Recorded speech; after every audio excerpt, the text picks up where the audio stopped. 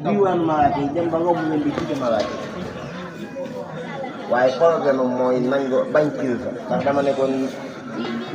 aadamaa ngi nii mën a nanoo yow directement bu dee aadama daay def nii moom du ma ko nangu nii direct rek waaye bu nee nii daay def yàlla insisté mu bañ yàlla ne ko kon daawee am Sëñ Tuubaa nee na foofu laa taxaw yàlla ne ma fii ñu taxaw la Iblis taxaw li mu wax yi ko fi ñaaree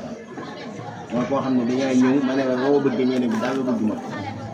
naa la def lii ñene soxlawu ma loolu naa la may rey naa la may nangam nguur rek loo bëgg mën naa la ma ne ko soxla ma dara si jëm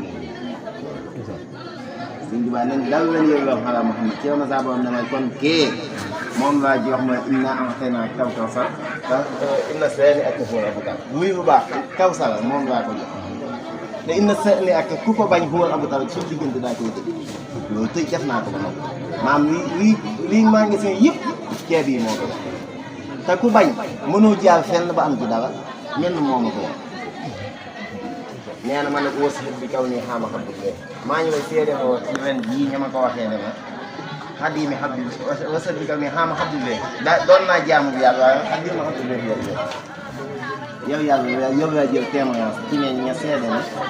jaamu bi yàlla daa di liggéey ko suuf nee na ci la ma saa borom ne ayaa xaalima muxtaar laa tam si sax ko lu mën a xew boo ci boolewul saxaaba yi doo am ndax xamal yem seen xarmat bu mat ku loo dafa yónnante lu mu baax baax ñu jéem a xeeb benn ci saxaaba yi loo bëggoon doo ko am mu ànd ak ñoom ñëwandi wala ko xat yi man tuuti daal Muhammad aji daal ay béy yu bari yoo xam ne léegi engagé naa signé naa ne man ñu jéeyal Rasulullah sallallahu alayhi wasallam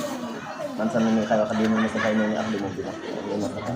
ak di mu ilaa duxul bi janna maam liggéey bi yëmu ci adduna de comme li gars yi naan fii ba ñu yow ma xiyam déedéet ba kew ñuy dugg àjjana nee na liggéey bi daa koy continué te bu doon ne àjjana dafa am lu taxoon ñëwut même boo demee àjjana li nga doon bëgg lépp dañ koy am kon looy liggéey mu ne daal foofu amatul génn ab saxukaay la waru mën naa loo bébét li ngay ci sa xel rek la yàlla defal wala min na ak xéewal loolu lépp bu ko Sëriñ Tuubaa amee ci la dellu si waat na daal di nekk ca yoonu liggéeyal Rasulullah sallallahu alayhi wasallam jaamu yàlla ba yàlla boobu ba yónni bi sallallahu alayhi wasallam jàppaat ci loxoom ba ne ko nag dafa njëloo xalaat Muhammad waaye wan xaadar yi Muhammad Muhammad moo jàppaat ci sa loxo ba ne ma bii yàlla sa jàmbaay yi nii léegi nag kon yàlla génn na ci diggante bi ki mu ko indi woon indi na ko ba egsi léegi wan dafa njëloo xalaat dafa njëloo xalaat Muhammad woon léegi yàlla génn na fi léegi dafa njëloo xalaat bi laa taxawu yàllaa may tegtal place bi ni mu bëggee ko doxee ci biir këram bi laa taxawu te jeewaluma fenn fu ma won rek xam naa lam fa wax loola nag moom la ñëw dee ñu ko ne ay wér daal leneen ak leneen fexe leen ba bu ngeen di def nay liggéey Rasulullah sallallahu alayhi wasallam ndax bu ngeen ko liggéeyee da ngeen di am yàlla te yàlla boo ko xasee ba am ñekkoo dara yàlla nañ gisaa borom doole saxal bu baax a baax di barke Sëriñ Tuubaa kontaan fàttali gi